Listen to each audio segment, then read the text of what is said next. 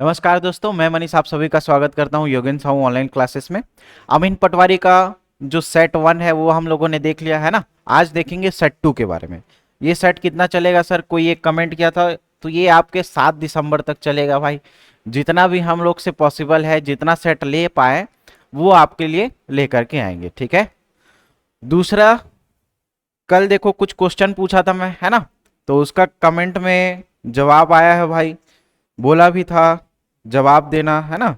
तो उन विद्यार्थियों का नाम लेना चाहूंगा जो लगता है कि हाँ एक्टिव मोड में है ना, क्लासेस देख रहे हैं। शहनाज बानो जी, आपका कमेंट आया था, है ना। पहला कमेंट आप ही का आया था। एक क्वेश्चन कल पूछा था, उस क्वेश्चन में आपने जवाब दिया था।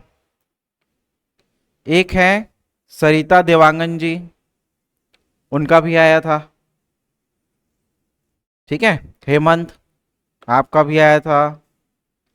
तो देखो भाई, ऐसे कुछ पूछता हूं तो कमेंट में बताना, है ना। तो बताते हैं तो ऐसा लगता है कि हाँ एक्टिव मोड में हो। और कुछ लोगों का कमेंट आया था पोस्ट के बारे में, है ना। भाई नोटिफिकेशन पहले से वो दे चुका है ना, 1 साल पहले ही बता चुका है कि 7 दिसंबर को पेपर होगा, 50 पोस्ट के लिए आएगा। तो उसका ऑनलाइन फॉर्म कब आएगा कब नहीं आएगा उसके बारे में क्यों चिंता करते हो जी, तैयारी करो, है ना। तैयारी हो गया है तब आप ऑनलाइन फॉर्म के बारे में पूछोगे तो ठीक है। 1 महीना पहले वो दे ही देगा, ऐसा तो नहीं है कि बिना फॉर्म डाले ही 7 तारीख को 7 दिसंबर को पेपर ले लेगा, है ना।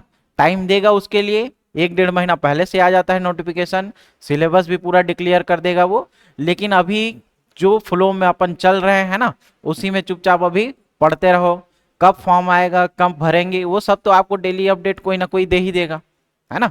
तो 1 महीना 1.5 महीना पहले फॉर्म निकलेगा, आराम से भर लेना फुर्सत से। अभी चुपचाप तैयारी करो, अभी इधर उधर की बात नहीं सोचनी है, ठीक है।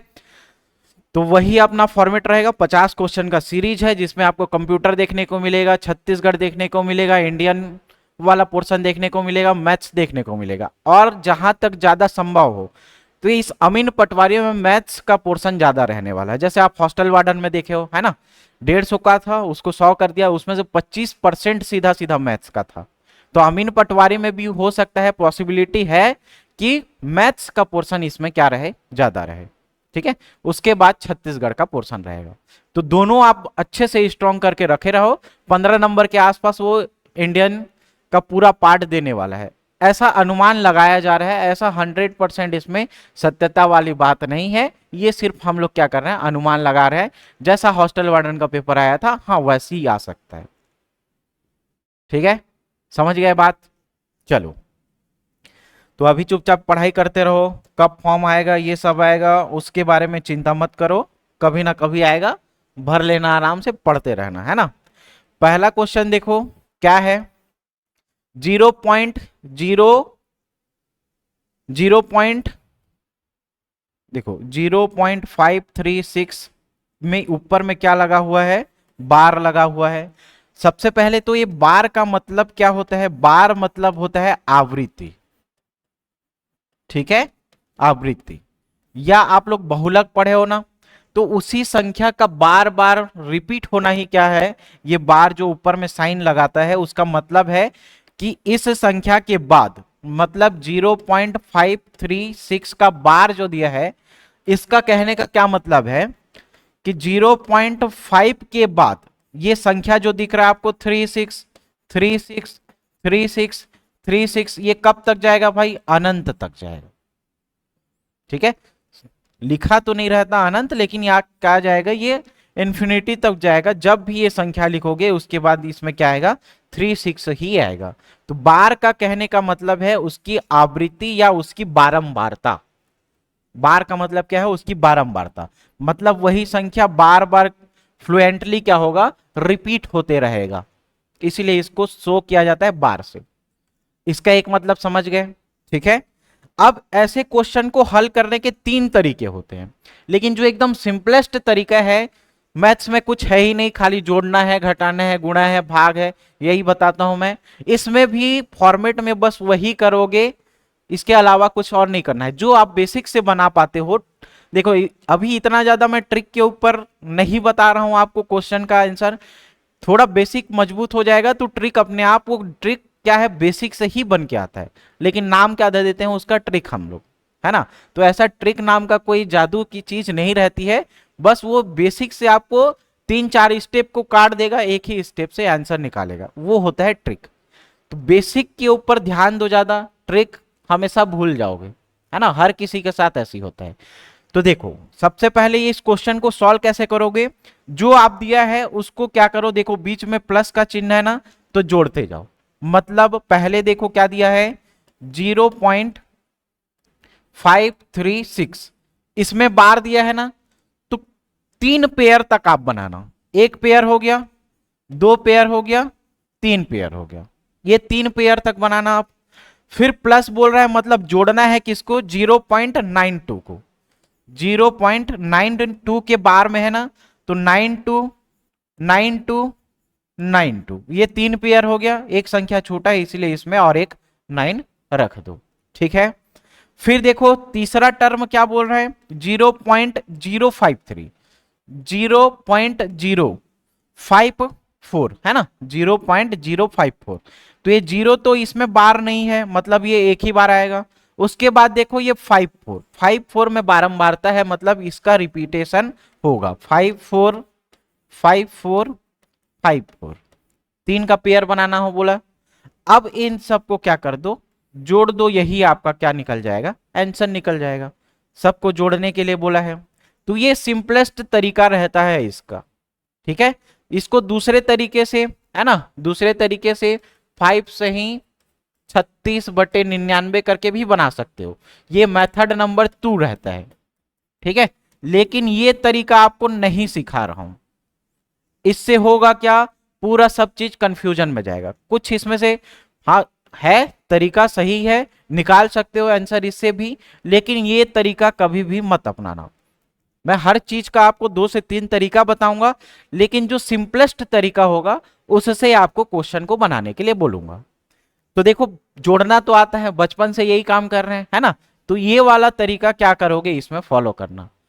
अब देखो इसको जोड़ो, 6 4 10 9, 19 का 9, हाथ में क्या आएगा 1, 5 3 8 2 10 और 1 11, हाथ में क्या आया 1, है ना, 9 और 1 10, 6 4 10, 20 आया 0, हाथ में कितना आएगा 2, ठीक है। 5 3 8 2 10 2 12, हाथ में कितना 1, 9 और 1 10 10 10 20 का 0, हाथ में कितना 2, 5 3 8 2 10 और 2 12, हाथ में कितना 1, 9 और 1 10 5 15 और 1 हाथ में, मतलब 0 को जोड़ोगे ये 1, तो ये निकल गया क्या, देखो 20 एक बार आया है, 20 एक बार आ रहा है, ये भी आगे और इसका टर्म लिखेंगे तो ये भी क्या आएगा 20 आएगा, उसके आगे भी क्या आएगा, ये 20 20 करके रिपीटेशन होते जाएगा, ठीक है। तो मतलब क्या बोल सकते हैं, 1.5 तो सिर्फ एक ही बार आ रहा है, एक भी एक ही बार आ रहा है, लेकिन 2 और 0 ये क्या आ रहा है, बार बार आते जा रहा है, क्या रिपीटेशन इसका बार बार हो रहा है। तो इसमें अपन क्या कर सकते हैं, 20 में खाली क्या कर सकते हैं, बार लगा सकते हैं, तो आंसर क्या निकलेगा 1.520 में बार, बार मतलब बारंबारता, वही संख्या बार बार क्या होगा, रिपीट होते जाएगा। सबसे सिंपल तरीका, सबसे आसान तरीका यही है, और यहां से 2-3 क्वेश्चन पूछा ही जाता है, हर किसी एग्जाम में आप व्यापम का उठा करके देख लो, ये क्वेश्चन पूछा ही जाएगा। पिछले सेट में भी हम लोगों ने ऐसी वाला एक क्वेश्चन किया था, है ना। तो यहां पे देखो ये सबसे आसान तरीका होता है इसका, ये भी और एक मेथड रहता है उसको नहीं बता रहा हूं, कंफ्यूजन ज्यादा रहेगा, ये सबसे सिंपलेस्ट तरीका है। जितना भी संख्या दिया हुआ है उसको लिख लो, जो जोड़ने के लिए बोलेगा या घटाने के लिए बोलेगा वो कर, इसका संक्रिया लगा देना, जो भी आंसर आएगा सीधा सीधा निकल जाएगा। समझ में आया, पहला क्वेश्चन बन जाएगा, ठीक है, क्लियर। अब आगे देखें तो इसका आंसर क्या आएगा जी, ऑप्शन नंबर डी, 1.520 में बार, ठीक है, क्लियर, यही आया ऑप्शन नंबर डी। दूसरा देखो क्वेश्चन क्या है, 2 प्राकृतिक संख्याओं का योग 8 है, इनके विलोम का अंतर 2/15 है, तो संख्याएं ज्ञात कीजिए। पिछले सेट में मैं बताया था जितना भी संख्या वाला चीज आएगा, संख्या वाला जितना भी क्वेश्चन आएगा, कभी भी आप उसको इक्वेशन के फॉर्म में मत बनाना, बताया था, याद होगा तो। क्या बनाना, जितना भी संख्या वाला दिया है सीधा ऑप्शन देखना, ऑप्शन के आधार पे क्या करोगे, इसको क्वेश्चन को बनाओगे। ये रहता है संख्याओं वाले क्वेश्चन को अप्रोच करने का तरीका। केवल आपको मैथ्स में कैलकुलेशन ही करके आपको नहीं पढ़ाऊंगा, है ना, तरीका भी बताऊंगा कि कैसे किस क्वेश्चन को अप्रोच करोगे, किस आधार पे उसका अपन क्या कर सकते हैं, आंसर निकाल सकते हैं। तो वो तरीका आप लोग सीखोगे तो बहुत सारे क्वेश्चन बना सकते हो। ठीक है, तो इसमें संख्याओं के बारे में बात किया है। तो संख्या वाला जब भी मैं बताया हूं, क्या बताया हूं, ऑप्शन से आप क्या करोगे, आंसर निकालने की कोशिश करोगे। चलो करके देखते हैं। पहला देखो, दूसरा ऑप्शन, तीसरा ऑप्शन। सब में देखो दो प्राकृतिक संख्याओं का योग क्या बोला है, 8 बोला है। पहला स्टेप यही है। 5 3 8 ये भी हो सकता है, 6 2 8 ये भी हो सकता है, 7 और 1 8 ये भी हो सकता है। तो प्रोबेबिलिटी तो पहला का तीनों है। इसके बाद क्या बोला है, इनके विलोम का अंतर। विलोम मतलब इसका डिवाइड वाला, है ना, जैसे 3 है और 5 है तो इसका विलोम क्या होगा, 1/3। इसका विलोम क्या होगा, 1/5। ठीक है, तो 1/3 और 1/5 इसका अंतर बोला है। इसका अंतर कितने के बराबर आएगा, 2/15 के बराबर आएगा। आ रहा है क्या, देखो, है ना, इसका एलसीएम निकालो। 5 तिया 15, है ना, और ये 3 पंचे 15 ऐसे भी चला जाएगा, या एलसीएम आप 3/5 से भी निकाल सकते हो। देखो एक कमेंट ये भी आया था एलसीएम कैसे निकालते हैं।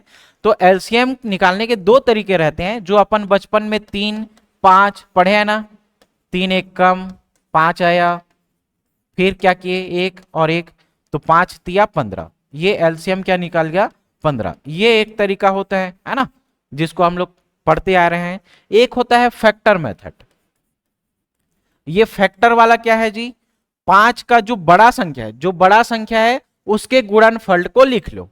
5 का 10 आएगा, 15 आएगा, 20 आएगा।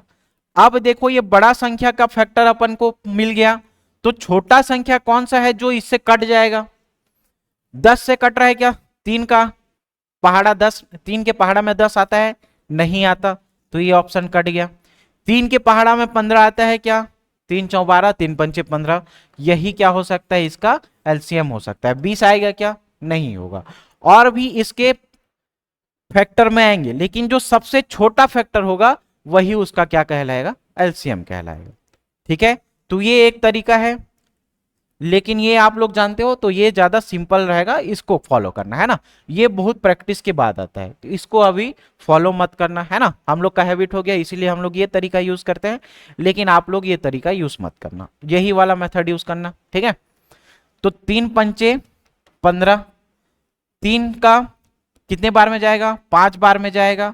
फिर देखो 5 तिया 3 बार, है ना, 5 - 3 बराबर क्या, 2 डिवाइडेड बाई 15, तो 2/15 आ रहा है क्या। इसके देखो जो जो बोला है वही फॉलो किए हैं, है ना। दो प्राकृत संख्याओं का योग 8 है, तो 3 और 5 का योग कितना आ रहा है, 8 आ रहा है, पहला सेटिस्फाई कर लिया। इनके विलोम का अंतर, विलोम मतलब इसका उल्टा, संख्या 3 है तो इसका उल्टा 1/3, है ना, 5 है तो इसका उल्टा 1/5।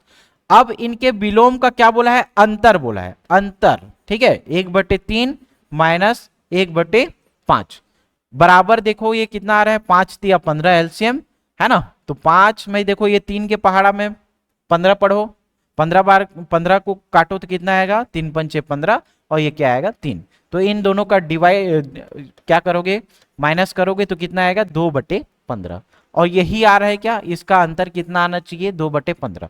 तो ये संख्याएं क्या हो जाएगी, 3 और 5 हो जाएगी, ये क्या होगा, इसका सही आंसर होगा। दूसरा ऑप्शन भी आप निकाल सकते हो अगर आपको सेटिस्फेक्शन नहीं हो रहा है तो। अब इसका व्युत्क्रम सीधा सीधा है ना, इसका 8 तो योग आ रहा है, इसका व्युत्क्रम मतलब 1/2 और इनका अंतर, तो इसका एलसीएम निकालोगे तो 6 दूनी 12 आ रहा है। एलसीएम कितना आना चाहिए, यहाँ पे देखो डिवाइडेड बाई 15 है तो 12 आएगा, तो ये तो गलत दिख रहा है सीधा सीधा। 1 और 7 का देख लो, 1/7, 1/1 माइनस 1/7, इन दोनों का एलसीएम कितना आ रहा है? 7 आ रहा है। डिवाइडेड बाई ये 15 है, तो डिवाइडेड बाई 7 होगा क्या? नहीं होगा। सीधा सीधा आप एक लाइन में आंसर बता सकते हो। ठीक है, तो ये क्या हो जाएगा? ऑप्शन नंबर ए सही हो जाएगा। जब भी संख्याओं की बात करेगा तो वहां पे ऑप्शन से क्वेश्चन बनाना, कभी भी इक्वेशन करके मत बनाना। अब इक्वेशन कैसे करोगे? मान लो प्राकृत संख्या x है, y है, इन दोनों का योग क्या है? 8 हो जाएगा। इनके व्युत्क्रम का योग 1/x और 1/y, 1/x माइनस इनका व्युत्क्रम का अंतर बोला है, व्युत्क्रम का अंतर, ये कितने के बराबर? 2/15 के बराबर। फिर इसमें से x का मान निकालोगे। ये तामझाम बिल्कुल भी मत करना, ये लॉन्ग मेथड है, इसको कभी भी यूज मत करना। जो सिंपलेस्ट तरीका होगा और जो समझ में आएगा उसी को आप क्या करोगे? ये मैथ्स में यूज करोगे। एक ही क्वेश्चन का बात नहीं है, हर क्वेश्चन में आपको यही अप्रोच करना है। बात क्लियर? समझ में आ गया? ठीक है, तो क्या हो जाएगा जी? 2 का ए सही हो जाएगा, 3 और 5। अब अगला देखो, तीसरे नंबर का क्वेश्चन। निम्नलिखित में से वह छोटी से छोटी संख्या कौन सी होगी जिसे 6, 9, 15 और 18 से विभाजित करने पर प्रत्येक स्थिति में 4 शेष बचे? छोटी से छोटी संख्या मतलब लीस्ट कॉमन फैक्टर। ठीक है, एलसीएम बोल रहे हैं। छोटी से छोटी संख्या निकालना है किसका? 6, 9, 15 और 18 का। इसका एलसीएम निकालो। तो दो तरीका है, एक सीधा सीधा निकाल सकते हो ऐसे करके, है ना, या इसका जो बड़ा संख्या है उसको देखो, उसके फैक्टर में करो। 18, 36, 18, 54, 18 पंचे 90, 18 पंचे 90। ठीक है, अब ये 90 देखो 6 से जा रहा है, 9 से 10 के भाग घात में भी जा रहा है, 15 भी जा रहा है, 18 भी जा रहा है, तो इसका एलसीएम क्या हो जाएगा? 90 हो जाएगा। ये एक तरीका है फैक्टर थ्योरी से, है ना। जैसे 18 के पहाड़ा में 36, 54, 72, 90, है ना। इसको क्या करोगे? 6, 9 और 15 से काट के देखो। 6 से 36 तो कट रहा है, ठीक है, 6 से 36 कट रहा है, ये तो चला जाएगा। 9 भी, ये भी कट जाएगा, लेकिन ये 54 कटेगा क्या? 15 से नहीं कटेगा। ठीक है, तो क्या होगा? ये 36, 54 ये सब नहीं होगा इसके फैक्टर में, सीधा 90 आएगा। ये एक तरीका है। दूसरा तरीका आप ये भी यूज कर सकते हो जो सीखते आए हो बचपन से ही, है ना। सबसे पहले देखो किससे जाएगा? ये 2 से जाएगा, ठीक है, ऐसे करके निकाल लेना। तो ये लॉन्ग तरीका है, सीधा सीधा इसका भी एलसीएम कितना आएगा? टोटल 90 आएगा। ये करके देखना है ना, इतना तो कर ही सकते हो।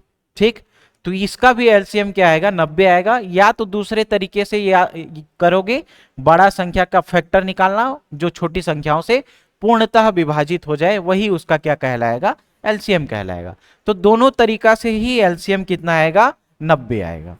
ठीक है, तो एलसीएम निकल गया अपने पास कितना? 90। क्लियर?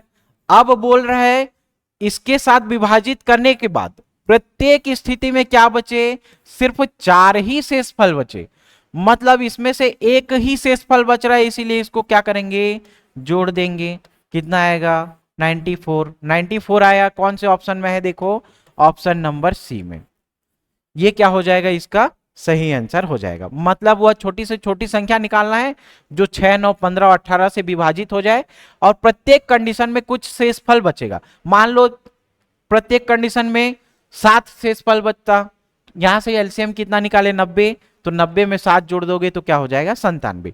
यहां पे प्रत्येक स्थिति में क्या बोल रहा है? 4 बोल रहा है, तो एलसीएम कितना निकल रहा है? 90। उसमें से जोड़ोगे कितना? 4, तो आंसर क्या आएगा? 94। तो तीसरा का क्या होगा? ऑप्शन नंबर सी सही हो जाएगा। ठीक है, अगला क्वेश्चन देखो, चौथे नंबर का, एकदम सिंपल क्वेश्चन है। यदि a by b equal to 3 है तो इस वाली इक्वेशन को मैं ऐसे भी लिख सकता हूं क्या? देखो a बराबर 3b, ये लिख सकता हूं क्या मैं? ठीक है, 3/1 होता है ना, तो इसका a से a गुणा और 3b, तो a बराबर 3b इसको लिख सकता हूं क्या? हाँ बिल्कुल लिख सकते हैं, ठीक है। ये हो गया, तो a plus B divided by a minus B, a plus B divided by a minus B, इसका मान क्या होगा ये निकालने के लिए बोल रहा है, ठीक है। समझ में आ गया कंडीशन, है ना। a डिवाइडेड बाई बी बराबर क्या है? 3 है, तो a इक्वल टू क्या आएगा? 3b आ जाएगा, ये a का वैल्यू आ गया। तो अपने को क्या निकालना है? a plus B divided by a minus B equal to क्या आएगा ये निकालना है। तो देखो a बराबर अपन क्या निकाले हैं? 3b निकाले हैं क्या? तो a के वैल्यू में अपन 3b पुट कर सकते हैं क्या? Plus b divided by 3b minus b, है ना।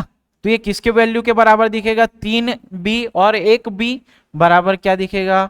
4b डिवाइडेड बाई 3b में 1b जाएगा तो क्या बचेगा? 2b, तो 2 बार में ये चला जाएगा क्या? 2b, है ना। 2 1 कम 2 दूनी 4, ठीक है। तो आंसर क्या निकला जी?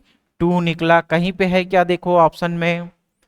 1 2, ऑप्शन नंबर बी क्या है? सही है, ठीक है।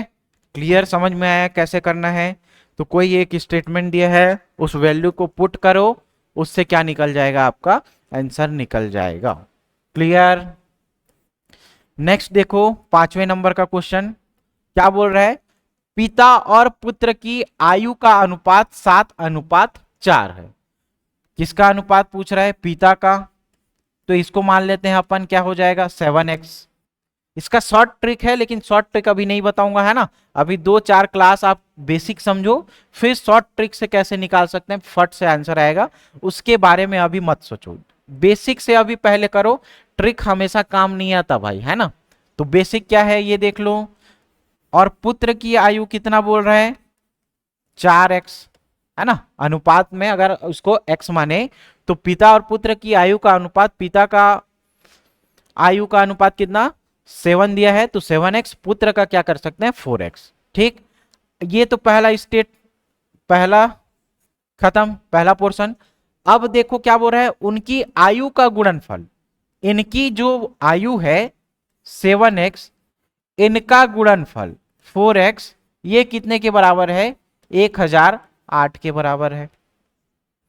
अब हमको तो मिल गया भाई जो काम चाहिए था अपने को, है ना। 7×4 28x स्क्वायर इक्वल टू कितना है? 1008। 6 वर्ष के बाद उनकी आयु निकालना है, मतलब अभी पहले x निकाल लेते हैं, जो आयु आएगा उसमें से 6 वर्ष के बाद जोड़ देंगे जी, वो आपका आंसर आ जाएगा। तो x स्क्वायर बराबर क्या है देखो? 1008 डिवाइडेड बाई क्या है? 28। काटो तो किससे जाएगा? 2 से भी जा सकता है ना, 4 से भी जा सकता है, लास्ट में 8 है। सीधा आप करो 14, 14 दूनी 28, है ना। और 14 सत्ते 98, आएगा कितना? 2। 14 दूनी 28, 72/2। फिर इसको काटोगे क्या आएगा? ये आएगा 36। तो x स्क्वायर बराबर कितना आएगा? 36। तो यहां से x निकाल सकते हैं, ये किसका स्क्वायर है? 6 का, है ना। 6 का स्क्वायर है, x का वैल्यू कितना आया? 6 आया। ये समझ में आया ना यहां तक?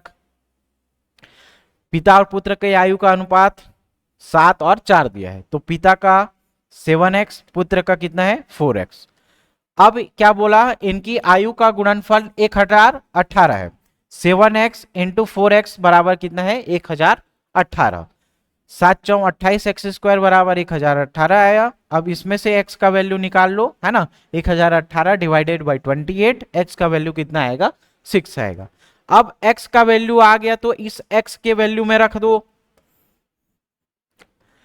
पिता का कितना है? 7x, है ना। तो 7 छिक्का 42। पुत्र का कितना है देखो? पुत्र का कितना है? 4, तो 6×4 24। अब ये इनकी वर्तमान आयु निकल गई भाई। वर्तमान आयु निकलने के बाद देखो 6 वर्ष के बाद उनकी आयु का अनुपात क्या होगा? जो आयु आया है इसमें से 6 वर्ष के बाद, मतलब 6-6 साल और जोड़ना है, तब उनका रेशियो निकालोगे तो क्या आएगा, आंसर आएगा, है ना। 42 6 क्या हो जाएगा, ये पिता का 42 और 6 48, और ये क्या आ जाएगा, पुत्र का, पुत्र का कितना आएगा देखो, पुत्र का 24 है, 24 6 30, ठीक है। तो 48 रेशियो 30, यही क्या आएगा, इन लोग का आंसर आएगा फाइनल।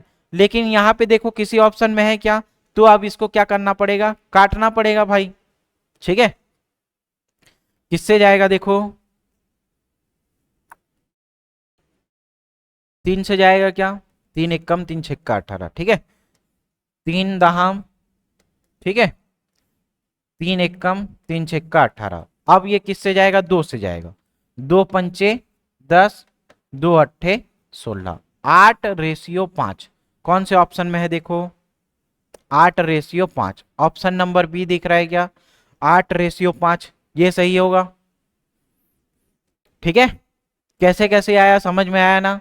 पिता और पुत्र की आयु का अनुपात दिया है, उनका गुणनफल ये दे दिया है, x का वैल्यू निकालेंगे, x का वैल्यू यहां पे पुट कर देंगे, पिता का और पुत्र का वर्तमान आयु निकल जाएगा। ये तो यहां तक का बात हो गया। अब बोला है 6 वर्ष के बाद, तो इसमें से 6 वर्ष अपने को जोड़ना है, यहां पे भी 6 वर्ष अपने को जोड़ना है, ठीक है। तो 42 6 क्या होगा, 48, और ये 24 6 क्या हो जाएगा, 30, ठीक है।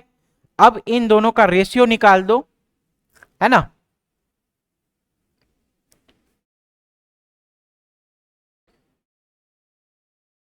क्लियर, तो ये निकल जाएगा 8 रेशियो 5, इसका सही आंसर हो जाएगा। समझ में आया कैसे किए इसको, समझ में आया क्या, ठीक है। नेक्स्ट देखें, चलो अगला क्वेश्चन देखो क्या आ रहा है।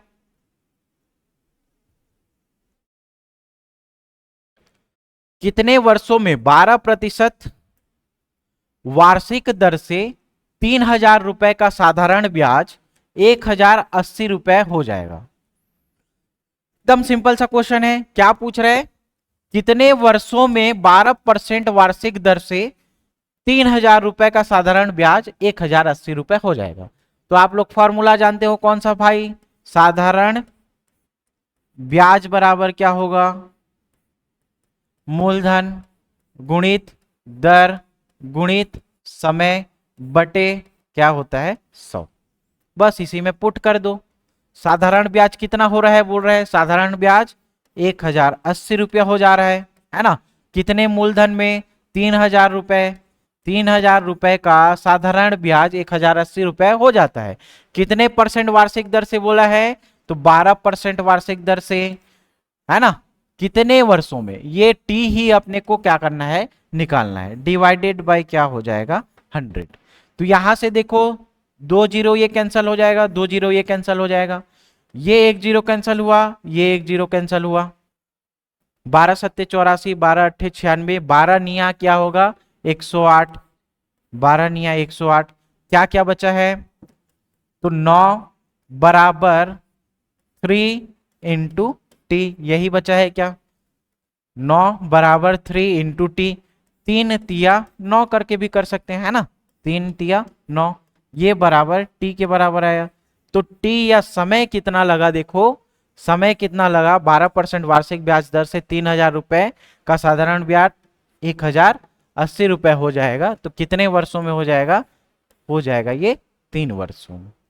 क्या करना है, सिंपल सा साधारण ब्याज का सूत्र लगा दो, साधारण ब्याज बराबर, है ना, क्या होता है P into R into T divided by क्या हो जाएगा 100। इस वाले फॉर्मूले से क्या होगा, ये निकल जाएगा। बेसिक सा क्वेश्चन था ये, है ना। नेक्स्ट देखो 7वें नंबर का, यदि ब्याज की गणना प्रति वर्ष के आधार पे की जाए, मतलब ब्याज की गणना क्या होगी, वार्षिक होगी, तो 8,000 रुपए की राशि 2 वर्षों में 88 रुपए हो जाएगी, तद अनुसार उसका चक्रवृद्धि ब्याज की दर कितनी होगी। इसमें से अब क्या निकालना है अपने को, चक्रवृद्धि ब्याज निकालना है, ठीक है। इसके सॉल्व करने के आप कितना 2 तरीका जान सकते हो। दूसरा तरीका भी थोड़ा सा है ना, ये एक डब्बा 1 वर्ष का फिर 1 साल का बनेगा, ये वाला मेथड अभी मत सीखो, है ना, कुछ सेट कराने दो मेरे को, फिर ये वाला मेथड भी बताऊंगा। आप जो पुराना मेथड जानते हो क्या है भाई, अमाउंट बराबर क्या होगा, P इंटू 1+R/100 पूरे का इस यहाँ पे T। तो ये वाला जानते हो, इसी से करो, है ना, कैलकुलेशन में ज्यादा देर भी नहीं लगेगा, सीधा सीधा है, आसानी से आप क्या कर सकते हो, निकाल सकते हो। अमाउंट देखो यहाँ पे कितना दिया है, कितना हो जाएगा बोल रहा है, 8820 हो जाएगा, कितने की मूल राशि में, तो 8000 रुपए प्रिंसिपल में। 1+R तो अपने को निकालना है, रेट निकालना है, कितने साल में,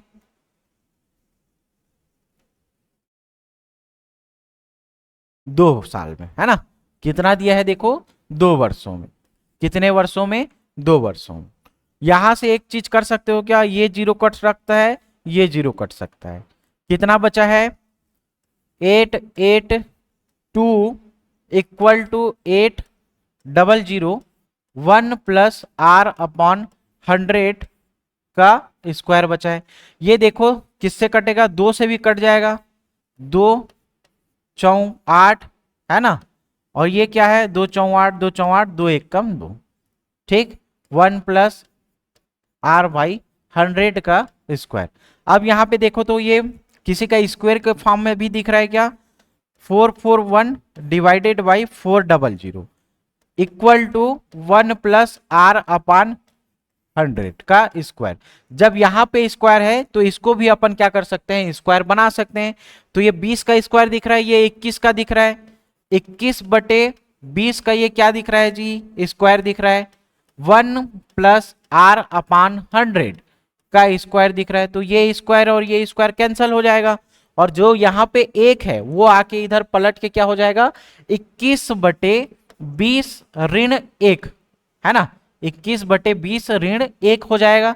तो यहाँ पे 21 में 20 घटाओगे तो क्या बचेगा, 1 बचेगा, डिवाइडेड बाई क्या, 20। ये किसके बराबर, R/100 के बराबर। तो ये देखो इसको काटो, 20×4=80, 20×5=100, ये 5 का गुणा कहाँ हो जाएगा, इधर। तो R का वैल्यू क्या निकल जाएगा, 5% निकल जाएगा।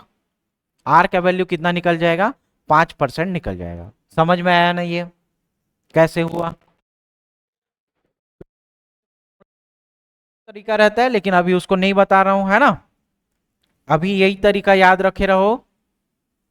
A बराबर क्या होगा, P इंटू 1+R/100, ठीक है, इसका जो भी T टाइम्स है, N टाइम्स है, वो याद रख लेना, ठीक है। तो अमाउंट बोला है सीधा सीधा 8820, प्रिंसिपल बोला है ये, है ना, 1+R/100 का स्क्वायर।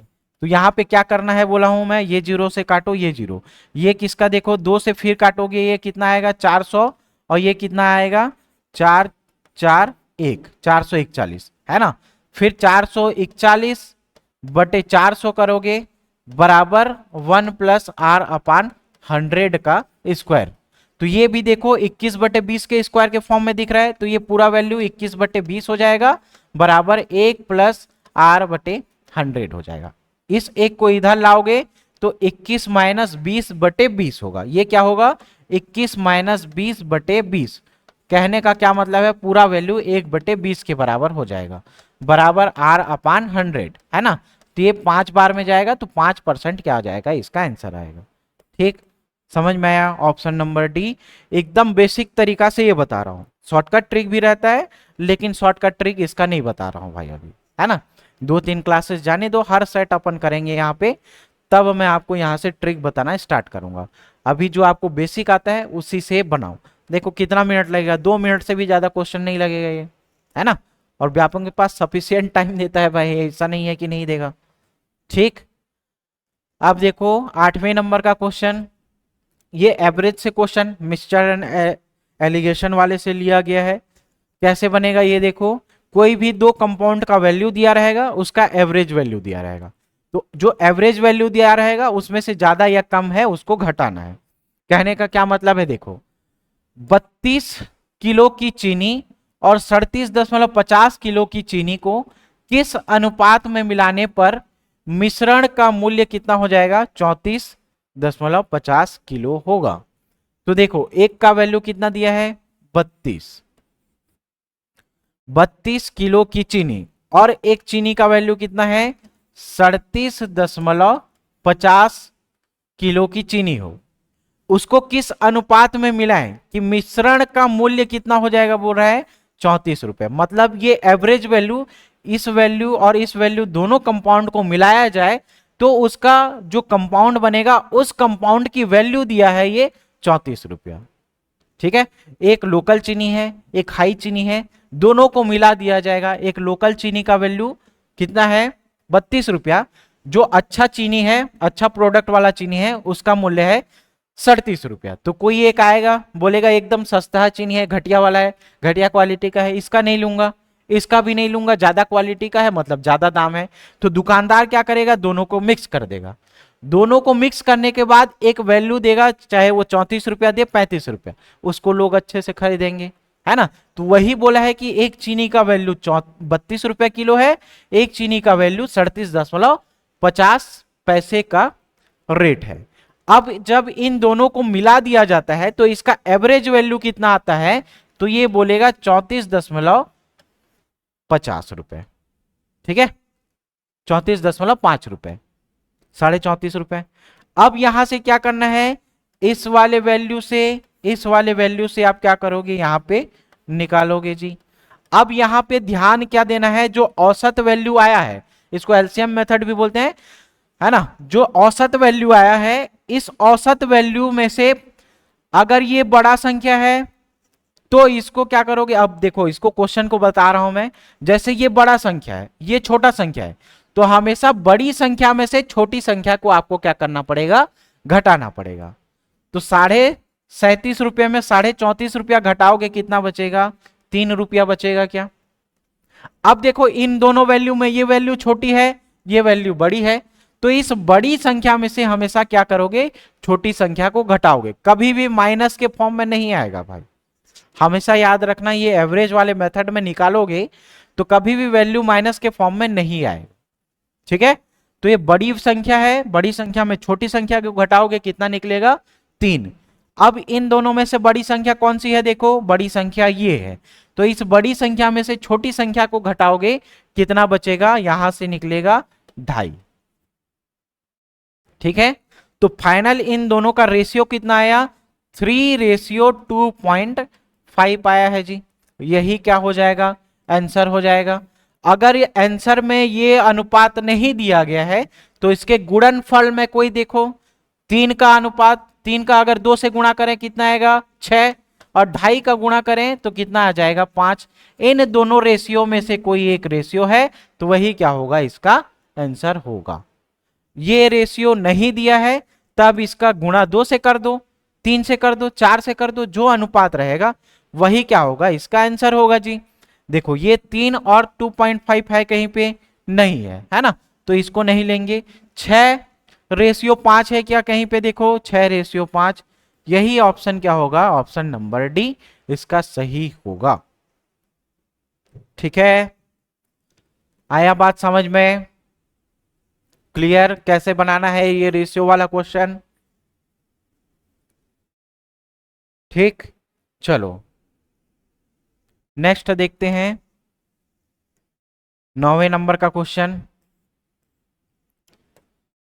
9वें नंबर का क्वेश्चन, देखो वीडियोस तो देखते हो यार, 5,000 6,000 है ना, लाइक तो करते नहीं हो, लाइक भी कर दिया करो यार। अब इसी चीज को बार बार थोड़ी बोलेंगे आप लोग को, है ना। व्यूज आता है 5,000 10,000, लाइक रहता है 300 250, ठीक है, तो कम से कम उसको 1,000 1,500 ऐसे कर दो, ठीक लगेगा देखने में, है ना। चलो 9वें नंबर का क्वेश्चन क्या है, इसमें ये वाला सिर्फ इसमें नहीं है ना बार, इसमें पूरा ये पूरे वैल्यू में बार है, पूरे वैल्यू में स्क्वायर के फॉर्म में है, ये बार नहीं है ना, ये क्या है, स्क्वायर है, रूट ओवर है, पूरे वैल्यू में रूट ओवर का है ये, मतलब इसको अच्छे से लिख दे रहा हूं, है ना।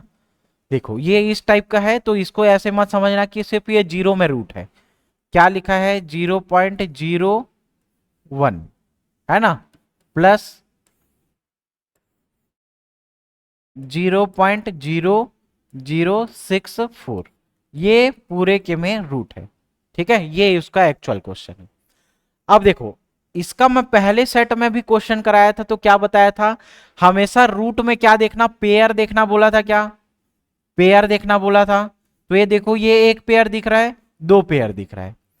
तो ये ऐसे वाले क्वेश्चन को कैसे सॉल्व करने के लिए बताया था, देखो दशमलव के बाद, 0 पॉइंट दशमलव के बाद जितना पेयर रहेगा उतना संख्या रहेगा। यहां पे कितना पेयर बन रहा है, एक पेयर दो पेयर, तो यहां पे संख्या कितना होगा, एक संख्या दो संख्या। ये समझ में आया। 64 किसका स्क्वायर होता है, 8 का स्क्वायर होता है क्या, लेकिन अपने को तो यहां पे दो पेयर बनाना है, तो 0.08 आएगा। ये समझे, ठीक है। इसका सॉल्यूशन कैसे हुआ, पहले पेयर बनाना है अपने को, जितना पेयर है मतलब दशमलव के बाद उतना संख्या आएगा, ठीक है। तो ये किसका स्क्वायर है जी, 8 अट्ठे 64 का है, 0.08। तो इस पूरे वैल्यू में देखो, सबसे पहले यहां पे क्या करेंगे, 0.01 है, प्लस इसमें रूट के साथ क्या है, 0.0064 है। तो इसका सॉल्यूशन कैसे होगा, एक पेयर दो पेयर, ठीक है। तो यहां पे क्या बनाएंगे, 0.01 प्लस, अब देखो ये 8 का स्क्वायर है, तो 8 का स्क्वायर है तो स्क्वायर तो हटाना पड़ेगा अपने को, 0.08 का स्क्वायर क्या हो जाएगा, देखो एक पेयर बना दो पेयर बना, एक संख्या दो संख्या, दशमलव के बाद जितना भी पेयर बनेगा यहां पे उतना संख्या आएगा, वर्ग में दो, क्यूब में आएगा तो 3 का एक पेयर बनेगा, 1 2 3 का एक पेयर बनेगा, है ना, फिर 1 2 3 का रहेगा। तो मतलब ये देखो, ये एक पेयर क्यूब का है, तो एक संख्या दो संख्या, ठीक है। स्क्वायर में क्या आएगा, एक पेयर बना एक संख्या आएगा, एक पेयर बना एक संख्या आएगा, 8 का वर्ग है। ये समझ में आ गया ना। अब फिर देखो इन दोनों को जोड़ोगे तो क्या आएगा, √, 0.09, 8 और 1 9, 0.09 आएगा। फिर देखो ये किसका, 9 का दिख रहा है क्या, अब देखो दशमलव के बाद कितना संख्या है, दो संख्या, कितना पेयर बनेगा, एक पेयर बनेगा। तो दशमलव के बाद कितना संख्या आएगा जी, सिर्फ एक संख्या आएगा, एक संख्या आएगा। और ये 9 किसका स्क्वायर दिख रहा है, 3 का स्क्वायर दिख रहा है, तो 3 का स्क्वायर करोगे तो स्क्वायर रूट कैंसल हो जाएगा जी। तो 0.3 क्या आएगा, इसका फाइनल आंसर आएगा, कहां पे है, ऑप्शन नंबर बी पे है। कौन सा ऑप्शन में है, ऑप्शन नंबर बी पे है 0.3, ठीक है। क्लियर, समझ में आया ये। फिर देखो 10वें नंबर का क्वेश्चन, इसको कैसे हल करोगे, एलसीएम मेथड से यूज करना, है ना। मतलब ए बी सी कोई तीन है ना, किसी टंकी को 5 घंटे 10 घंटे और 30 घंटे में भर रहे हैं। एक टंकी है, ए कितने घंटे में भर रहा है उसको, 5 घंटे में, बी कितने घंटे में भर रहा है, 10 घंटे में, और सी कितने घंटे में भर रहा है, 30 घंटे में भर रहा है। अब इसको काम से कर लो, है ना। ए किसी काम को 5 घंटे में कर रहा है, बी किसी काम को 10 घंटे में कर रहा है, और सी किसी काम को 30 घंटे में कर रहा है। मतलब एक अपने को क्या बनाना है, कुर्सी बनाना है। तो एक कुर्सी बनाने में ए को 5 घंटा लगता है, बी को 10 घंटा लगता है, और सी को 30 घंटा लगता है। तीनों का एलसीएम निकाल लो। एलसीएम क्या आएगा, बड़ा वाला का फैक्टर 30 का फैक्टर 60, है ना। तो ये तीनों से जाएगा, तीनों से कट रहा है भाई, 5 का 60 से करोगे, 60 से करोगे 5 का तो कितना आएगा, 12 पंचे 60। फिर 10 का 60 से करोगे तो कितना आएगा, 10 छेक का 60, और 30 का करोगे तो 30 दूनी 60। मतलब अब देखो ए 5 घंटा, मतलब अपने को कितना कुर्सी बनाना है, टोटल 60 कुर्सी बनाना है ना। इस 60 कुर्सी को बनाने में ए कितना, 12 घंटा, 6 घंटा और 2 घंटा लगता है। अब इन तीनों को एक साथ काम करना पड़े, या यहां पे टंकी के आधार पे देखो, यदि तीनों नल एक साथ खोल दिया जाए, तीनों नल एक साथ खोल रहा है मतलब तीनों एक दूसरे के साथ मिल करके काम कर रहे हैं, 12 6 18 2 20 घंटा टोटल इन लोग को लग रहा है भाई, ठीक है। अगर तीनों नल को एक साथ खोल दिया जाता है तो टंकी को कितने देर में भर पाएंगे, मतलब तीनों, आप देखो कोई एक काम है उसको करने के लिए टोटल 60 घंटे का काम है, तीनों मिल करके कितना कर रहे हैं, 20 काम कर रहे हैं, 20 कुर्सी बना रहे हैं। टोटल कितना कुर्सी बनाना है, 60 कुर्सी, टोटल 60 कुर्सी बनाना है। और ये लोग तीनों मिल करके कितना कुर्सी 1 घंटे में बना रहे हैं, समझो 20 कुर्सी बना रहे हैं 1 घंटे में। तो कितने घंटे में ये 60 कुर्सी बन जाएगा भाई, 1 घंटे में 20 कुर्सी बना रहे हैं, तो दूसरे घंटे में ये कितना बन जाएगा 40, तीसरे घंटे में कितना बन जाएगा 60, है ना। तो या तो इसको 60/20 भी करोगे तो कितना आएगा, 3 घंटा आएगा। ठीक है, समझ में आया। ये एलसीएम मेथड रहता है, ए बी सी किसी कार्य को 5 घंटा 10 घंटा 30 घंटा में कर रहे हैं, है ना। तो इसका एलसीएम कितना आएगा, 60 आएगा। ठीक, अब देखो 12 पंचे 60, 10 छक्का 60 और 30 दूनी 60। अब तीनों मिल करके एक काम को करेंगे तो 12 6 18 2 20, 20 कुर्सी बना रहे हैं 1 घंटे में। टोटल कितना कुर्सी बनाना है, 60 कुर्सी बनाना है। तो कितने घंटे में बना लेंगे ये, 3 घंटे में। वही चीज को अगर टंकी के फॉर्म में देखोगे तो ये 5 घंटे में किसी टंकी को भर रहा है, 10 घंटे में, 30 घंटे में। अब टोटल मिलाकर के ये 60 जो गैलन है पानी भरा हुआ है वो तीनों मिलकर के कितने में करेंगे, तो 20 तीनों मिलकर के कर रहे हैं, 3 घंटे में पूरा टंकी भर जाएगा। ठीक है, तो इसका क्या आ जाएगा, ऑप्शन नंबर सी 3 घंटा आ जाएगा, है ना। क्लियर, समझ में आया, ऑप्शन नंबर सी। तीनों मिलकर करेंगे, 12 6 18 और 2 20, 20 आ रहा था, टोटल काम कितना है 60 है, तो 20 दिया 60, 3 घंटा क्या आएगा, इसका आंसर आ जाएगा। 11 नंबर का क्वेश्चन देखो, 60 किलोमीटर प्रति घंटा की गति से चलती हुई ट्रेन 1.5 किलोमीटर लंबी सुरंग में से 2 मिनट में गुजर जाती है, ट्रेन की लंबाई कितनी होगी। इसके पीछे लॉजिक समझोगे आप तो 5 कॉन्सेप्ट आपको समझना पड़ेगा। एक तो उसका टाइम क्या होगा वो निकालना पड़ेगा, लंबाई क्या होती है ट्रेन की वो जानना पड़ेगा, चाल क्या है ट्रेन का ये जानना पड़ेगा। अब इस पूरे टोटल फॉर्मूला में अगर देखें तो कोई ट्रेन है ना, या कोई कार है, सबसे पहला पहले एक खंबे को या किसी आदमी को क्रॉस करती है, जा रही है, तो ये इसके लंबाई के ऊपर ही डिपेंड करेगा। कभी भी ये लंबाई को नहीं लेंगे, इसकी लंबाई क्या हो जाएगी, नगण्य हो जाएगी। तो इसका क्या होगा, लंबाई होगा, चाल होगा, लेकिन ये क्या है, स्थिर खड़ा हुआ है ना, तो इसका लंबाई तो होगा लेकिन वेग नहीं होगा भाई। ठीक है, तो इसका पूरा 5-6 कॉन्सेप्ट अभी समझाऊंगा, सिर्फ 1 घंटा इसी कॉन्सेप्ट को समझने में लगेगा।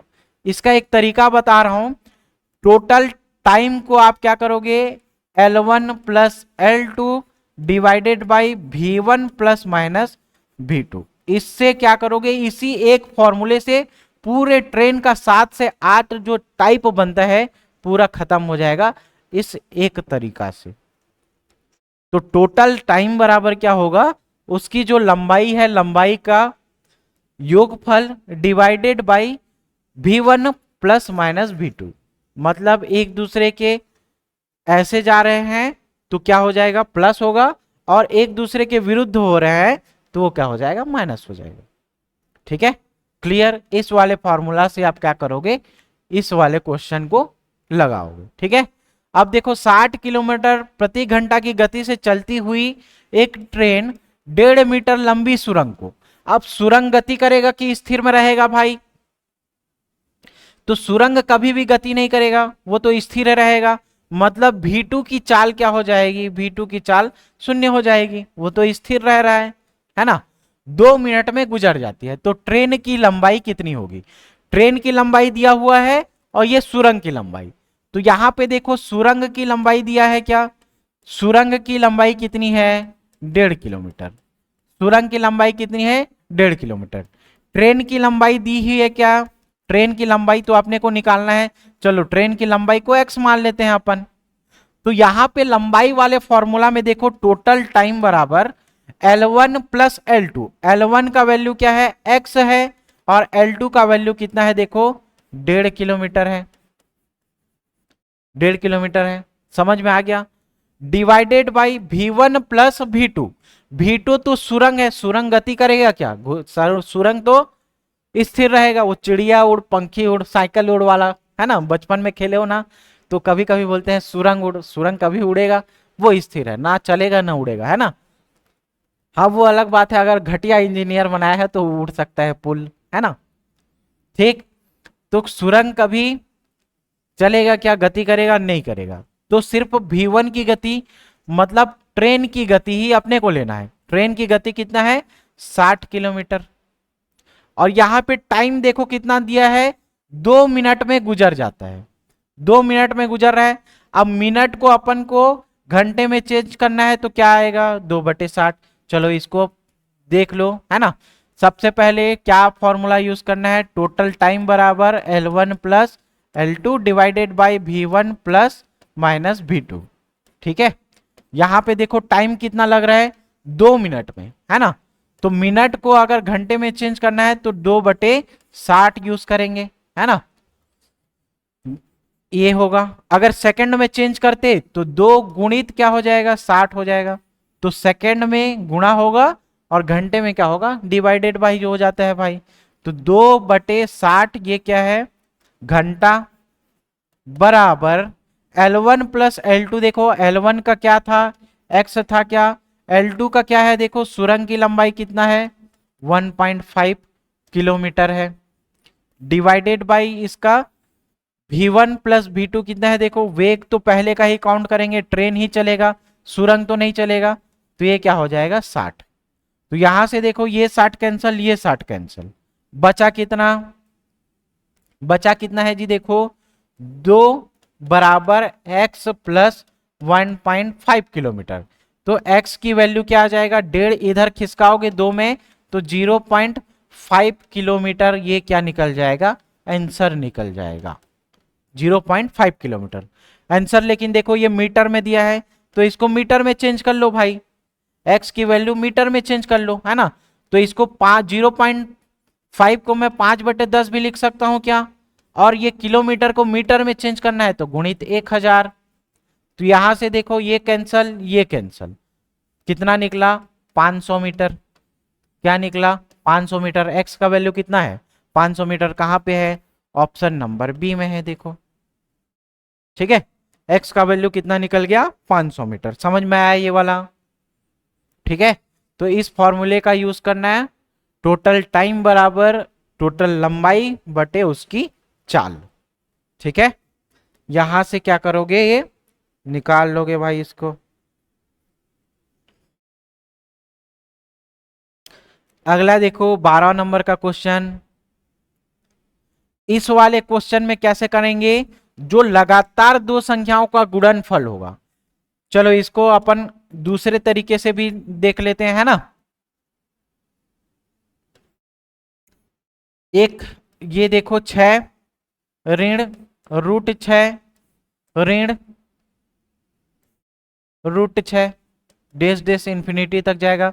तो इस वाले सेक्शन में अगर देखो 6 किसका फैक्टर है? लगातार दो संख्याओं का गुणनफल होना चाहिए।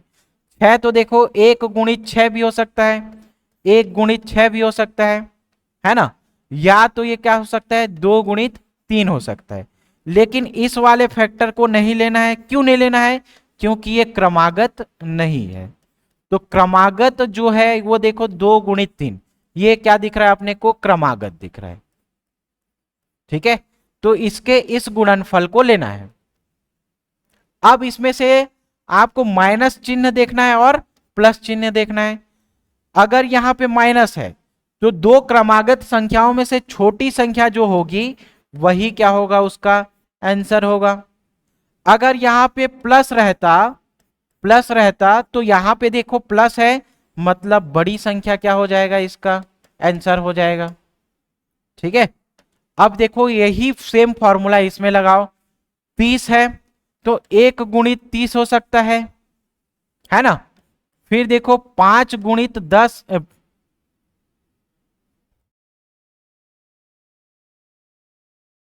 ठीक, एक तरीका तो ये हो सकता है 1 गुणित 30। लेकिन ये लेंगे क्या? नहीं लेंगे। क्यों नहीं लेंगे भाई? ये क्रमागत तो है नहीं। ठीक है। दूसरा देखो 10 या 30 भी हो सकता है, तो ऐसे लेंगे क्या, ये भी क्रमागत नहीं है, ये दोनों क्रमागत नहीं है, इसीलिए इसको नहीं लेंगे। अब देखो 5 6 30 कर सकते हैं क्या, ये हो सकता है भाई। क्यों हो सकता है, क्योंकि ये क्रमागत क्या है, संख्या है। 1 × 30 नहीं लेंगे, फैक्टर तो है लेकिन क्रमागत नहीं है। 10 × 3 30 कर सकते हैं, हो सकता है लेकिन क्रमागत नहीं है ये, इसीलिए इसको नहीं लेंगे। 5 × 6 कर सकते हैं, ये इसका सही आंसर होगा। क्यों, क्योंकि ये क्रमागत है, 5 × 6। अब माइनस वाला है, देखो माइनस है दोनों के बीच में, तो माइनस वाला होगा तो छोटी संख्या। अगर यहां पे ये प्लस होता तो क्या लेंगे आप, बड़ी संख्या। ठीक है, तो इसका आंसर क्या होगा बताओ, ये सब किस में है, माइनस में है। किस में है, माइनस में। तो माइनस में है तो सबसे छोटी संख्या होगा, छोटी संख्या मतलब 5 हो जाएगा। इसका प्लस वाला भी एक रखा हुआ हूं इस सेट में क्वेश्चन, उसको आप लोग कमेंट करके आंसर बताना, ठीक है। और जिसका पहला कमेंट आएगा कल बताऊंगा उसका, है ना, उसका नाम बताऊंगा कौन करेगा पहला कमेंट। तो ये समझ में आ गया कैसे बनाना है इसको। माइनस रहेगा तो क्या लेना है, प्लस रहेगा तो क्या लेना है। माइनस है इसीलिए क्या होगा, ये छोटी संख्या। अगर प्लस रहता तो क्या लेते, इसको बड़ी संख्या लेते। तो 12वें नंबर का क्वेश्चन क्या हो जाएगा, ऑप्शन नंबर बी हो जाएगा। 12वें नंबर का क्या होगा, ऑप्शन नंबर बी हो जाएगा 5, ठीक है।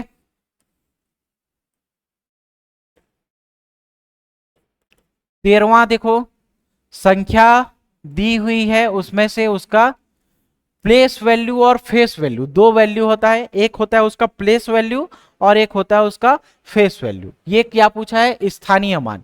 स्थानीय मान जब भी निकालोगे, जैसे 1 2 3 है ना, ये है, तो इसका स्थानीय मान पूछेगा, 2 का स्थानीय मान। तो 2 का स्थानीय मान पूछेगा तो कहां है, यहाँ पे 2, यहाँ पे।